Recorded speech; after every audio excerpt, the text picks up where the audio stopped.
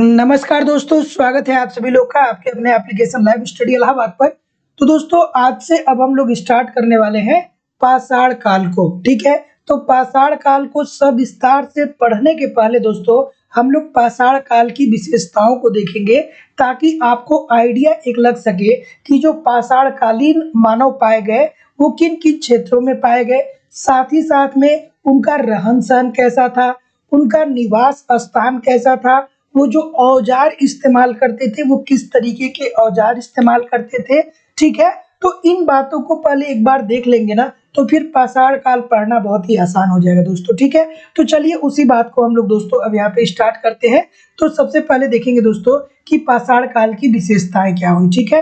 कालखंड सब कुछ बताया जाएगा अगले क्लास में, बस यहाँ पे एक ओवरव्यू आप पाषाण काल का देखिए, ठीक है। तो देखिए प्रागैतिहासिक युग में मनुष्य ने अपने जीवन यापन के लिए संघर्ष करना पड़ा। मनुष्य ने अपने जीवन यापन के लिए संघर्ष करना पड़ा, ठीक है।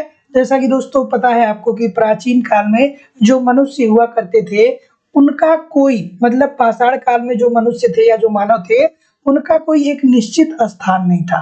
वो जंगलों में निवास करते थे। तो इसके जंगलों में जब वो निवास करते थे, तो जो जंगली जानवर थे ना, उनसे उनको बहुत ही दोस्तों खतरा हुआ करता था, ठीक है।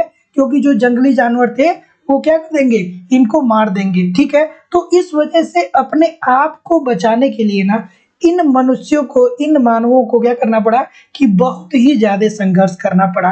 और जानवरों से बचाने के लिए, जानवरों से अपनी जान को ये बचाने के लिए औजारों का आविष्कार किया, ठीक है। तो मानव द्वारा निर्मित हथियार और जो औजार थे वो किसके थे भैया, वो थे पत्थर के, ठीक है। तो जब मनुष्य जो था पहले दौर में, जब पाषाण काल की बात करें, तो वहां पे जो मनुष्य थे ना वो बेसिकली घर में नहीं रहते थे, वो जंगलों में रहते थे या पहाड़ियों पे रहते थे, ठीक है। मतलब अगर जो पूरा पाषाण काल की बात करें दोस्तों, तो मुख्यतः मानव जो था वो जंगलों में ही रहता था। तो अब जब जंगल में वो रहेगा तो उसको इस बात का खतरा बना रहेगा ना कि कोई जंगली जानवर उस पर अटैक ना कर दे। और उस टाइम ऐसी भी टेक्नोलॉजी नहीं थी, ना ही कोई बंदूक था, ना ही कोई तलवार था, ना ही कोई चाकू था। तो ऐसी स्थिति में उनको रिक्वायरमेंट किसकी हुई, उनको किसी न किसी हथियार की रिक्वायरमेंट हुई, जिससे वो क्या कर सके कि जंगली जानवरों को मार सके। और इतनी ज्यादा शिक्षा भी नहीं थी ताकि वो सारी चीजों का नए तरीके से आविष्कृत कर दें। तो इसलिए दोस्तों वो जो जंगली जानवर थे उससे बचने के लिए उन्होंने औजारों का आविष्कार किया। और ये जो औजार होते थे ना, ये औजार जो होते थे ये पत्थर के बने होते थे, क्योंकि उस टाइम पत्थर ही प्रचुर मात्रा में हर जगह मिलता था, ठीक है। तो चलिए अब पाषाण काल को तीन भागों में बांटा गया है। पहला है पूर्व पाषाण काल, दूसरा है मध्य पाषाण काल और तीसरा है दोस्तों नव पाषाण काल। तो अब एक एक करके दोस्तों इनके बारे में हम आसानी से देखते हैं, ठीक है। तो पूर्व पाषाण काल की अगर जो बात करें दोस्तों, तो ये जो मानव मिले वो किस स्थान से मिले, भारत की के कॉन्टेक्स्ट में बात करें तो इनका साक्ष्य कहाँ कहाँ से देखने को मिलता है या कहाँ कहाँ से अनुमान लगाया गया है कि ये मानव मिले। तो इनका जो केंद्र था दोस्तों ना, पूर्व पाषाण काल के लोग जो रहते थे वो कहाँ पे रहते थे, ये मानव के उपकरण पंजाब के सोहन घाटी, मतलब पंजाब का जो सोहन घाटी है ना, वहां पे पाषाण काल के मनुष्य के साक्ष्य प्राप्त हुए थे, ठीक है। ऐसा कहा जाता है कि वो वहां पे निवास करते थे। तो पंजाब के सोहन नदी घाटी और ब्यास नदी घाटी के पास दोस्तों इनका केंद्र माना गया है। साथ ही साथ में उत्तर प्रदेश के मिर्जापुर, ठीक है, उत्तर प्रदेश के मिर्जापुर एवं इलाहाबाद जिले में सिंगरौली तथा बेलन नदी घाटी के आसपास भी पूर्व पाषाण काल के मानव के साक्ष्य पाए गए हैं। मतलब ये बेसिकली पंजाब में भी निवास करते थे और उत्तर प्रदेश के भी कुछ स्थानों पे ये निवास करते थे, ठीक है। साथ ही साथ कर्नाटक में भी इनके साक्ष्य मिले हैं। तो कर्नाटक की जो कृष्णा तुंगभद्रा नदी की घाटी है, वहां पे भी ये लोग क्या करते थे, निवास करते थे, ठीक है। साथ ही साथ गुजरात का जो साबरमती एवं माही नदी घाटी है, यहाँ पर भी पूर्व पाषाण काल मानव का साक्ष्य मिलता है और ऐसा प्रतीत होता है कि ये लोग वहां पे क्या करते थे, निवास करते थे। तो पूर्व पाषाण काल में बेसिकली मानव के साक्ष्य कहाँ कहाँ से मिले हैं, या अर्थात कहाँ पे ये बात का अनुमान लगाया गया है कि उनका निवास स्थान रहा होगा? तो पंजाब के क्षेत्र में, उत्तर प्रदेश के कुछ क्षेत्र में, कर्नाटक के कुछ क्षेत्र में और गुजरात के कुछ क्षेत्र में, जो वर्तमान समय की स्थिति है उसके अनुसार, ठीक है। तो ये पंजाब के सोहन नदी घाटी और ब्यास नदी के आसपास ही रहते थे। उत्तर प्रदेश के मिर्जापुर व इलाहाबाद जिले में सिंगरौली और बेलन जो नदी है, यहाँ पे ये लोग निवास करते थे। और कर्नाटक की कृष्णा तुंगभद्रा नदी घाटी के आसपास ये लोग निवास करते थे। और साथ ही साथ जो गुजरात का साबरमती तथा माही नदी है, इस घाटी के आसपास ये लोग अपना क्या करते थे, निवास करते थे, ठीक है। चलिए आगे देखते हैं कि अब इनके औजार कैसे होते हैं भाई। तो आप सभी लोग को पता है कि उस टाइम जो था वो मानव बहुत ज्यादा विकसित नहीं था। तो जाहिर सी बात है कि मानव बहुत ज्यादा विकसित नहीं था, नए नए आविष्कार हुए नहीं थे, तो इसलिए जो इनके औजार थे वो केवल और केवल पत्थर के थे। पत्थर के अलावा लोहा, तांबा और किसी चीज का इनको अभी तक ज्ञान नहीं हो पाया था। तो इसलिए इनके जो औजार होते थे वो पत्थर के होते थे, भद्दे होते थे और बेडोल होते थे। अर्थात मान लीजिए कि पत्थर एक कोई पाया इन्होंने, ठीक है, एक कोई पत्थर इस तरीके का इन्होंने पत्थर पाया। अब इस प्रकार का चौकोर पत्थर है अगर जो, तो इसको औजार बनाना है तो वो लोग क्या करेंगे, किसी न किसी तरीके से यहाँ से थोड़ा सा काटेंगे, यहाँ से थोड़ा काटेंगे और इसको नोकीला बनाने का प्रयास करेंगे, ठीक है। तो अच्छी टेक्नोलॉजी नहीं थी, तो जाहिर सी बात है कि ये औजार बहुत ही सुंदर नहीं हुआ करते थे, भद्दे ही हुआ करते थे, ठीक है। तो ये बस एक काम चलाओ औजार बनाते थे, किससे, पत्थरों से, ठीक है। और देखिए पानी के बहाव में रगड़ खाकर गोल चिकने पत्थर के टुकड़े को पेबुल कहा जाता था। तो एक पूरा पाषाण मानव का एक औजार था दोस्तों, पेबुल। पेबुल क्या होता था दोस्तों कि मान लीजिए कि कोई एक ये पत्थर का टुकड़ा है, फिर नदी का बहाव आ रहा है या किसी भी चीज पानी का बहाव आ रहा है, तो ये पानी से क्या होके पत्थर कट करके किसी न किसी शेप में वो चला आ जाता था, अर्थात धारीदार हो जाता था। तो उसे दोस्तों क्या बोलते थे, पेबुल बोलते थे। और ये जो पेबुल था ये पाषाण, पूर्व पाषाण काल के मानवों के लिए ये एक अहम हथियार हुआ करता था, औजार हुआ करता था, ठीक है। ये पतले तथा संकरे आकार वाले पाषाण फलक जिसे दोनों किनारों पर समानांतर होते थे तथा लंबाई में चौड़ाई से दोगुना होते थे, इसे दोस्तों ब्लेड कहा जाता है। देखिए पतले तथा संकरे आकार वाला पाषाण फलक, ठीक है, ये पतले होते थे, बहुत मोटे नहीं होते थे, ठीक है। दोनों किनारों में क्या होते थे, समानांतर होते हैं, मतलब एक किनारे यहाँ और ये किनारे, ये दोनों किनारों में ये समानांतर होते तथा लंबाई चौड़ाई में ये दुगुना होते थे, ठीक है। मतलब लंबाई इसकी ज्यादा होती थी, चौड़ाई इसकी क्या होती थी, कम होती थी, ठीक है। तो इस प्रकार के जो औजार होते थे वो क्या कहलाते थे, वो ब्लेड कहलाते थे, ठीक है। उसके बाद दोस्तों इनका एक औजार ये भी था कि ये हड्डी और सिंग, जो पशुओं की हड्डियां हो दिया करती थी या जो सिंग हुआ करते थे, उससे बने उपकरण भी ये इस्तेमाल करते थे। और औजार औजार चीरने, छीलने, खोदने, छेद करने के काम आते थे। तो जो इनका औजार हुआ करता था वो किसी भी चीज को दो भागों में छेड़ने के लिए, ठीक है, पशुओं की खाल को छीलने के लिए, या जो कंदमूल खाते थे उसको छीलने के लिए, या किसी चीज पर गड्ढा खोदने के लिए ये औजार सारे प्रयोग में आते थे, ठीक है। साथ ही साथ दोस्तों बात करें कि ये रहते कहाँ थे भाई, चलिए ये भी बात बहुत जरूरी है कि पूरा पाषाण काल के लोग रहते कहाँ थे। तो ये रहते थे दोस्तों, पहले ये रहते थे स्टार्टिंग दौर में जंगलों में ये रहा करते थे, ठीक है। लेकिन जंगलों में इनको क्या हुआ दोस्तों कि बहुत सारे जंगली जानवरों का खतरा मंडराता गया और बाद में चलकर ये नदियों के किनारे और पर्वतों की गुफाओं में रहने लगे। क्यों रहने लगे, क्योंकि भैया नदियों के किनारे से इनको क्या मिल जाता था, मछली मिल जाती थी। तो मछली मिल जाती थी नदियों में, तो ये नदियों के किनारे ही रहते थे, मछलियों को मारते थे और मछलियों को दोस्तों क्या करते थे, खा लेते थे। लेकिन एक बात ध्यान से समझिएगा कि यहाँ पे ये मछलियों को पकाते नहीं थे, क्योंकि आग आग का आविष्कार नहीं हुआ, ठीक है। तो आग का आविष्कार हुआ नहीं है, तो ये कच्चे पशुओं को खाते थे, कच्चे मछलियों को भी खा लेते थे, ठीक है। तो इस तरीके से पहले तो ये जंगलों में रहते थे, लेकिन बाद में जब इनको मछलियों का ज्ञान हुआ तो ये नदियों के किनारे आने लगे और जंगली जानवरों से बचने के लिए ये गुफाओं की, पर्वतों की गुफाओं में अपना आश्रय लेने लगे, ताकि वहां पे जंगली जानवर नहीं पहुंच पाएंगे, ठीक है। उसके बाद दोस्तों बात करें कि इनका भोजन कैसा था, तो भैया देखिए ये पूर्णतया प्रकृति जीवी थी, इनको कृषि का कोई भी ज्ञान नहीं था। तो ऐसे स्थिति में प्रकृति के द्वारा जो चीजें दी जाती थी, जैसे फल हो गया, फूल हो गया, कंद-मूल हो गया, इसी को खा करके ये अपना जीवन व्यतीत करते थे, ठीक है? तो प्रकृति जीवी का मतलब क्या कि प्रकृति के द्वारा प्रदत्त जो चीजें हैं, उसी को खा करके ये क्या होते थे, जिंदा होते थे। जैसे मान लीजिए कि पेड़ों पे फल लगा हुआ है, फूल है, कंद-मूल है, इसको ये खाते थे। या साथ ही साथ दोस्तों मांस के अंतर्गत ये लोग शिकार करते थे। ये क्या करते थे? जंगली पशुओं का शिकार करते थे और शिकार करके उन पशुओं को ये बिना भुने हुए खाया करते थे, कच्चे ही खाया करते थे। और साथ ही साथ में दोस्तों ये मछलियों को भी खाया करते थे, समुद्र समुद्र से मछलियों को निकाल करके, ठीक है? या नदियों से मछलियों को निकाल करके। अब देखिए कि भैया आखिरकार ये जो पूर्व पाषाण के लोग थे, ये लोग पहनते क्या थे? क्या ये कोई वस्त्र पहनते थे या ये कोई आभूषण यूज करते थे? तो भैया छोटी सी बात है कि प्रारंभ में जो थे ये नग्न अवस्था में रहते थे, ठीक है ना? प्रारंभ में ये कोई भी कपड़ा-वपड़ा नहीं पहनते थे, ठीक है? ये नग्न अवस्था में रहते थे। लेकिन बाद में चल के क्या हुआ कि जलवायु परिवर्तन हुआ, तो गर्मी हुआ, ठंडी हुआ, तो इन सारी चीज़ों से बचने के लिए वो क्या करने लगे?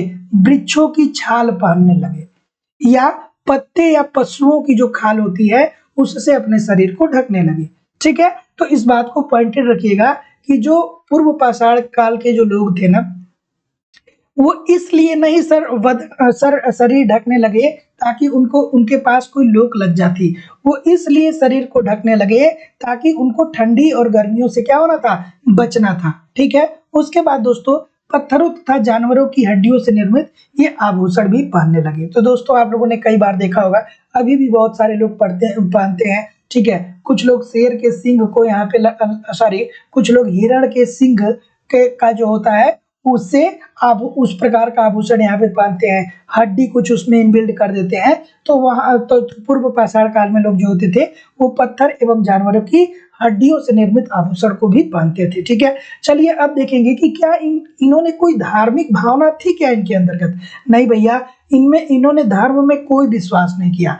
ये बर्बर मनुष्य हुआ करते थे, बर्बर हुआ करते थे, इनकी धार्मिक भावना कोई नहीं थी, ठीक है? धर्म को ये जानते ही नहीं थे, ठीक है? ये शव को दफनाते नहीं थे, बल्कि अगर जो किसी की मृत्यु हो गई तो शव को इधर-उधर फेंक देते थे और जो जंगली जानवर होते थे उस शव को क्या करते थे? खा जाते थे, ठीक है? तो याद रखिएगा कि पूर्व पाषाण काल में क्या होता है कि शव को दफनाने का कोई भी उल्लेख नहीं मिलता है। शव को मृत्यु के बाद शव को लोग क्या करते थे? इधर-उधर ही फेंक देते थे, जिससे जंगली पशु पशु जो थे उसको क्या करते थे? खा लेते थे, ठीक है? चलिए आगे मूव करेंगे दोस्तों, इनका जीवन कैसा था, ठीक है?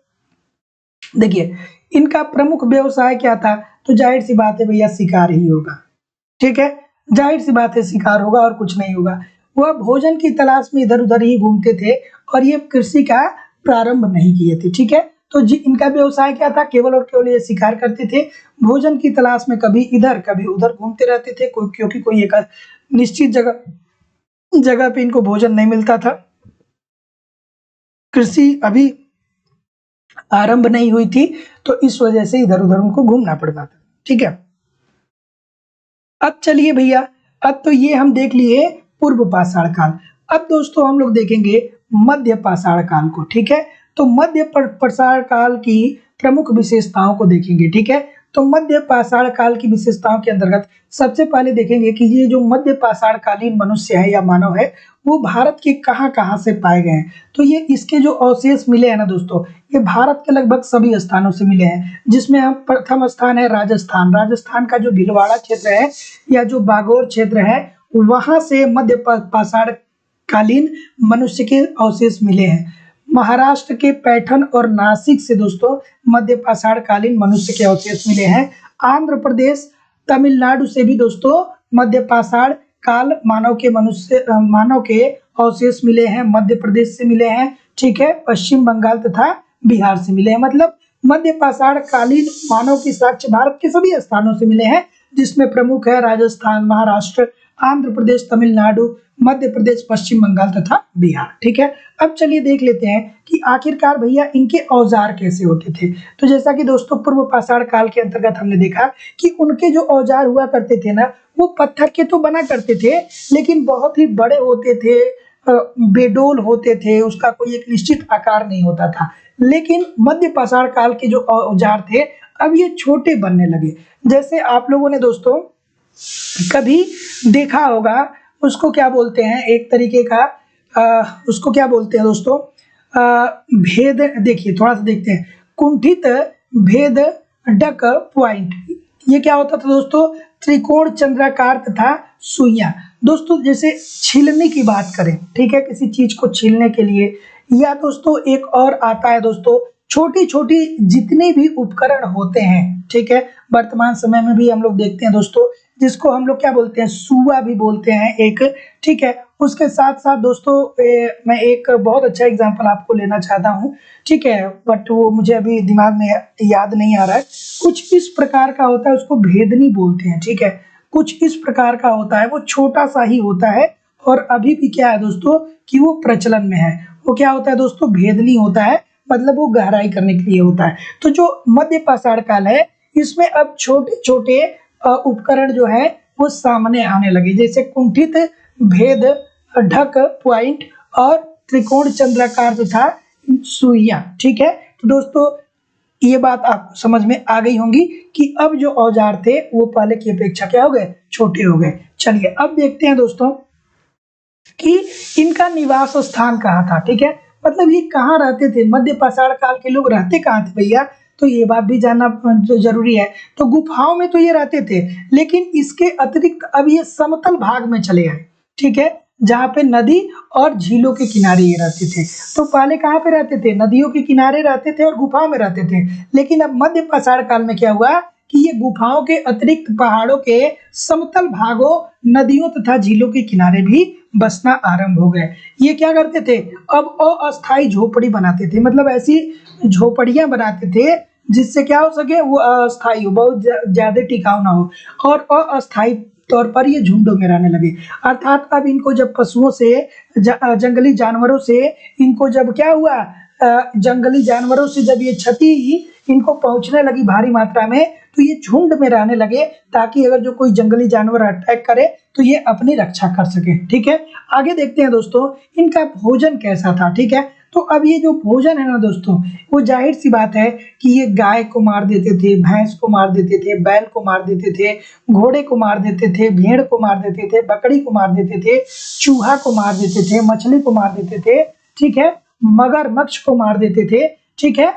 तो ये क्या था दोस्तों, इसी पे ये आधारित थे। साथ ही साथ मांस के साथ ये मछली और कंदफूल भी खाते थे, ठीक है। तो ये दोस्तों इन पशुओं को खाते थे और मांस, मछली और कंदमूल को भी खाते थे, ठीक है, मध्य पाषाण काल के लोग। अब इनके वस्त्र कैसे होते थे भैया, तो अब इनके वस्त्र जो होते थे, ये पशुओं का जो खाल होता था ना, जो पशु मर जाते थे उसके खाल को उतार करके ये पहनने लगे, ठीक है। हड्डियों तथा पत्थरों से बने आभूषण पहनने लगे, जैसा कि पूर्व पाषाण युग में पहना जाता था, वैसे ही अब ये भी पहनने लगे मध्य पाषाण काल के लोग भी। अब इनकी धार्मिक भावना कैसी है भैया, धर्म में अब इनका विश्वास हो चुका था, ठीक है, धर्म में इनका विश्वास हो चुका था, और इनका ये मानना था कि जो प्राकृतिक आपदाएं आती हैं, चाहे जो बाढ़ आता है, उसके पीछे कोई ना कोई है, ठीक है। और प्रथम बार दोस्तों मानव कंकाल सर्वप्रथम यहीं से मिला है, ठीक है। तो मध्य पाषाण काल में दोस्तों सर्वप्रथम मानव कंकाल का साक्ष्य मिला है, और अब ये दोस्तों शवों को इधर उधर फेंकने के बजाय शवों को क्या करने लगे, दफनाने लगे, ठीक है। तो मध्य पाषाण काल के लोग क्या करने लगे, शवों को दफनाना शुरू कर दिए। अब देखेंगे कि मध्य नव पाषाण काल, अब ये तो बात आपकी ठीक हो गई।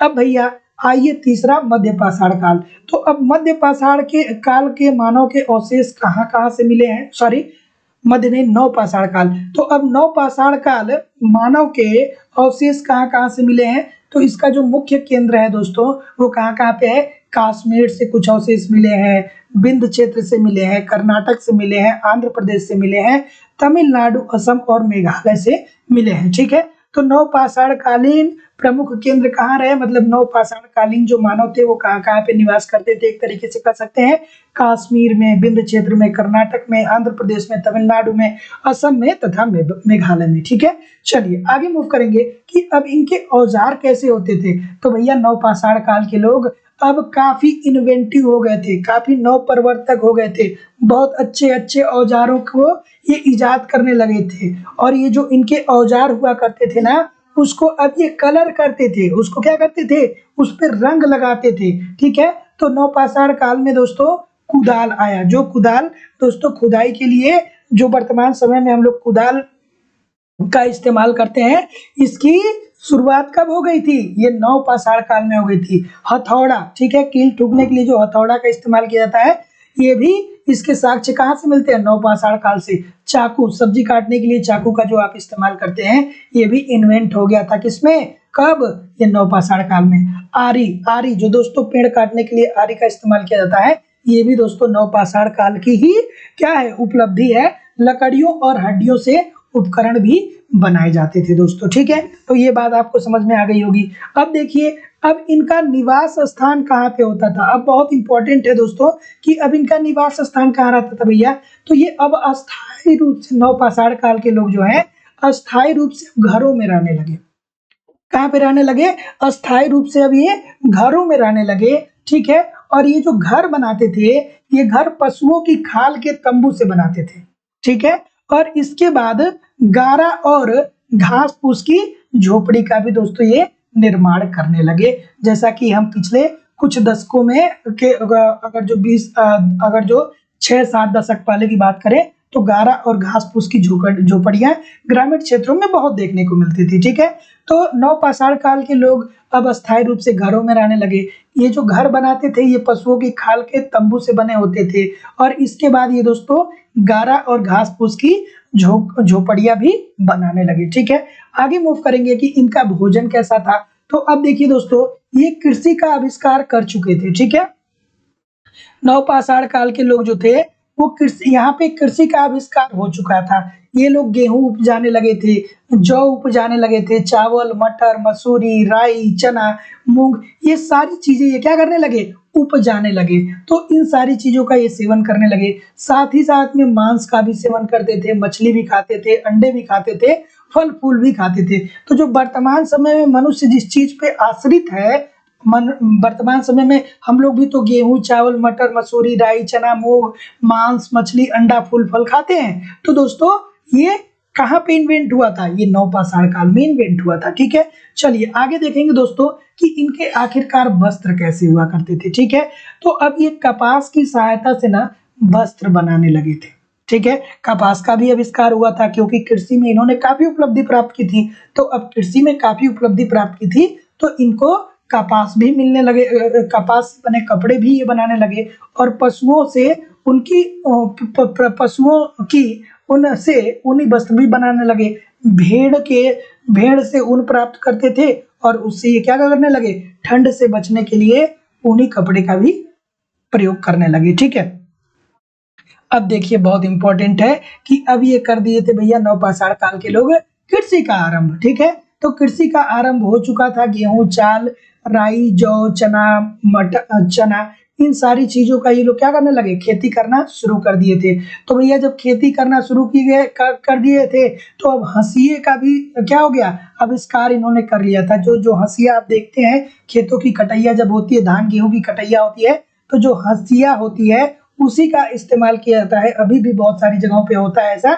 तो उस हंसिये का भी आविष्कार नवपाषाण काल के लोग कर दिए थे। ठीक है, और अनाज पीसने के लिए दोस्तों ये घर में चक्की बैठाया करते थे। तो एक चक्की आपने देखा होगा, पत्थर से बना होता है, और उसमें क्या होता है कि थोड़ा थोड़ा अनाज डाला जाता है और उसको पीसा जाता है। ठीक है, तो नवपाषाण काल के लोग क्या करने लगे, चक्की का भी ये आविष्कार कर चुके थे। ठीक है, चलिए आगे देखेंगे कि अब ये नवपाषाण काल के लोग जो थे ना, वो पशुओं को पालने भी लगे थे। जैसे गाय को पालते थे, बैल को पालते थे, भैंस को पालते थे, बकरी, घोड़ा, कुत्ता, पशुओं को पालना शुरू कर दिए।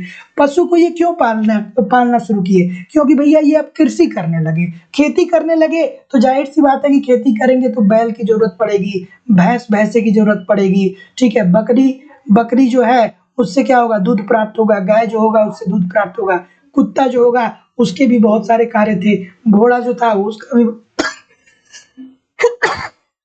उसके भी बहुत सारे कार्य हैं। तो पशुपालन भी इन लोगों ने क्या कर दिया, प्रारंभ कर दिया। आगे देखेंगे दोस्तों कि आग का आविष्कार नवपाषाण काल का यह एक क्रांतिकारी परिवर्तन था। अब इन्होंने क्या कर दिया भैया, आग का आविष्कार कर दिया। तो जब आग का आविष्कार इन्होंने कर दिया, साथ ही साथ मिट्टी के से बने बर्तनों का आविष्कार इन्होंने कर दिया, तो अब जो ये मांस होते थे या जो अब जब जो सब्जियां होती थी, इसको अब ये पका के खाने लगे। ठीक है, अभी तक नहीं पकाया जाता था, लेकिन जब आग का आविष्कार नवपाषाण काल के लोग कर दिए, तो अब इनको ये क्या करने लगे, मांस को पका करके खाने लगे। दो पत्थरों को ये रगड़ते थे और उससे आग पैदा कर देते थे, और अब आग से आप ये क्या करने लगते थे, अपने भोजन को बनाने लगते थे। ठीक है, आगे मूव करेंगे दोस्तों कि पहिए का आविष्कार हो गया। देखिए कृषि कार्य होने लगा, तो इस वजह से इनको ये लगा कि अनाज को एक जगह से दूसरी जगह ले जाने के लिए क्या चाहिए, कोई ना कोई इंस्ट्रूमेंट चाहिए, तो इसलिए इन्होंने पहिए का आविष्कार कर दिया। किस लिए, माल ढोने के लिए। अब देखते हैं कि इनका धार्मिक विश्वास क्या था भाई। देखिए, तो देवी शक्तियों की कल्पना। अब इनके पास क्या होती ना, जब ये खेती करना शुरू कर दिए थे, तो जब भी कभी बाढ़ आता था, जब भी कभी सूखा पड़ता था, जब भी क्या होता था कि चक्र तूफान आते थे, तो इनका मानना ये था कि जो देवी हैं वो क्या हो गई है, रुष्ट हो गई हैं, और इस वजह से ये आपदाएं आई हैं। ठीक है, ये एक चीज इस बात की कल्पना करने लगे, और इन चीजों से छुटकारा पाने के लिए उन्होंने अनुष्ठान करना प्रारंभ कर दिया। ठीक है, और साथ ही साथ इसी कारण क्या हुआ, अंधविश्वास और धर्म की भावनाओं का क्या हो गया, उदय हो गया। तो नवपाषाण काल में क्या हुआ, अनुष्ठान भी प्रारंभ हो गए थे, देवी देवताओं की कल्पना भी आ गई थी, और इस वजह से दोस्तों अंधविश्वास और धर्म की भावना का क्या हो गया, उदय हो गया। ठीक है, तो बस दोस्तों आज की इस क्लास में इतना ही है। अब हम लोग दोस्तों नेक्स्ट क्लास से पढ़ेंगे दोस्तों क्या, नेक्स्ट क्लास से हम लोग पाषाण काल को सविस्तार से देखने वाले हैं। एक तो ये दोस्तों एक मात्र ओवरव्यू था। ठीक है, ओवरव्यू इसलिए था दोस्तों ताकि आपको कम से कम पता चल सके कि मानव का केंद्र कहाँ कहाँ पे रहा, मानव कहाँ कहाँ पे रहते थे पूर्व का पाषाण काल में, मध्य पाषाण काल में और नव पाषाण काल में। ठीक है, जैसा कि हमने देखा, फिर हम लोगों ने देखा कि इन लोगों ने जो औजार इजाद किए वो किस तरीके के औजार हुआ करते थे। तो हमने देखा कि पूर्व पाषाण काल में जो औजार हुआ करते थे वो बहुत अच्छे नहीं होते थे, वो बेडोल होते थे, भद्दे होते थे, क्योंकि पत्थरों से ही वो बनाए जाते थे, तो उसका कोई एक निश्चित शेप नहीं मिल पाया। ठीक है, मध्य पाषाण काल में जो औजार हुए उसका क्या हुआ, तो उसमें थोड़े से अब छोटे छोटे औजार बनने लगे, वो थोड़े से ठीक हुए। और जो नव पाषाण काल आया तब यहाँ पे हम लोगों ने कुदाल, हल और क्या है दोस्तों कि बहुत सारे चीजों को क्या कर दिए, इजाद कर दिए, और इन उपकरणों को क्या कर देते थे, वो कलर भी करते थे। फिर हमने देखा दोस्तों कि पूर्व पाषाण काल में और पाषाण काल में जो लोगों का भोजन था वो क्या था, वो था दोस्तों कंदमूल खाते थे। ठीक है, पशुओं को मार के खाते थे। ठीक है, लेकिन कच्चे खाते थे, पका कर नहीं खाते थे। मध्यकाल में भी दोस्तों यही हुआ। ठीक है, क्योंकि अभी तक आग का आविष्कार नहीं हुआ, लेकिन नव पाषाण काल में क्या हो गया, आग का आविष्कार हो गया। तो जब आग का आविष्कार हो गया तो अब ये लोग क्या करने लगे, उसको पका करके खाने लगे। ठीक है, पूर्व पाषाण काल में हमने देखा कि कोई भी धार्मिक भावना नहीं थी, कोई भी धर्म को नहीं मानता था। मध्य पाषाण काल में भी धर्म को नहीं माना गया। उसके बाद दोस्तों यहाँ पे हम लोगों ने देखा नव पाषाण काल में कि अब यहाँ पे धर्म को लोग मानना शुरू कर दिए थे। और मध्य पाषाण काल में भी दोस्तों कहीं कहीं ऐसा साक्ष्य मिलता है कि कुछ कुछ धर्म को वो लोग मतलब कुछ कुछ चीजों को मानते थे, कोई स्पेसिफिक धर्म नहीं था, लेकिन कुछ कुछ चीजों को वो भी मानने लगे थे। उसके बाद दोस्तों हम लोगों ने क्या देखा, ठीक है, उसके बाद हम लोगों ने देखा उनका निवास स्थान। ठीक है, तो पूर्व पाषाण काल में हम लोगों ने देखा था दोस्तों कि जो प्रारंभ में मानव जो था वो क्या रहता था, जंगलों में निवास करता था। लेकिन जब जंगली जानवर से उनको क्या हुआ, खतरा हुआ, तो बाद में चल करके वो कहाँ पे रहने लगे, वो नदियों के किनारे रहने लगे। ठीक है, गुफाओं में रहने लगे। फिर मध्य पाषाण काल में हमने देखा कि क्या हुआ कि जो मानव हुआ वो गुफाओं में रहने के साथ साथ नदियों के किनारे जो समतल भूमि हुआ करता था उस पे रहा करता था। फिर हमने नव पाषाण काल में देखा कि जो मनुष्य है वो क्या हुआ करता था, वो अब अपना घर बनाने लगा। और जब घर बनाने लगा तो वो जो घर होते थे वो किसके होते थे, जो घर होते थे वो पशुओं के खालों से बने हुए घर होते थे, मतलब पशुओं के खाल को तंबू के रूप में वो बनाते थे और उसको पशुओं को के खाल को वो तंबू के रूप में बनाते थे और उसी में वो निवास करते थे। और उसके बाद दोस्तों उन्होंने घास फूस से और गारा से, अर्थात दोस्तों मिट्टी को क्या कर रहे हैं, मिट्टी में पानी डाल के और उसका गारा बनाकर उसमें उन्होंने क्या करना शुरू कर दिया, घर भी बनाना शुरू कर दिया। तो ये तो दोस्तों रही बात विशेषताओं की। तो अब जब हम लोग अगली क्लास में मिलेंगे ना, तो सविस्तार से सारी चीजों को देखने वाले हैं, ठीक है, सविस्तार से सारी चीजों को देखने वाले हैं दोस्तों। बस आप एक काम किया करिए कि जो शाम की क्लास है ना, जो 6 बजे से ऑब्जेक्टिव की क्लास होती है प्रैक्टिस वाली, उसको आप करते रहिए और आप हमारे कॉन्सेप्ट को पढ़ते रहिए। मैं कुछ भी छोड़ूंगा नहीं, बशर्ते आप कितना मेहनत करते हैं, ये आपके सिलेक्शन के लिए दोस्तों महत्वपूर्ण होगा, ठीक है। सारी चीजें मैं आपको प्रोवाइड करा रहा हूँ, कर रहा हूँ, आपके साथ मेहनत के साथ लगा रहूंगा, तब तक लगा रहूंगा जब तक आपका एग्जाम नहीं हो जाएगा। और आप ईमानदारी से हमारे साथ बने रहिए, कुछ भी छूटने वाला नहीं है, बहुत आराम आराम से एक एक चीजों को देखेंगे, थोड़ा समय लेंगे लेकिन बिल्कुल सभी बातों को दोस्तों कवर करते हुए चला जाएगा। और बहुत सारे लोग को ये लगता होगा कि सर केवल सिलेबस के टॉपिक बता दीजिए, तो देखिए क्वेश्चन कभी कभी ऐसे भी बन जाते हैं ना जो सिलेबस से इतर भी होते हैं। तो जितनी चीजें आपके लिए जरूरी है ना, वो सारी चीजें मैं करवाने का प्रयास करूंगा, ठीक है। तो ये मत सोचिएगा कि केवल सिलेबस पढ़ के निपट जाए, ठीक है। तो सब विस्तार से दोस्तों सारी चीजों को पढ़ेंगे, अभी समय भी है। तो मिलेंगे दोस्तों नेक्स्ट क्लास में, तब तक के लिए नमस्कार, धन्यवाद।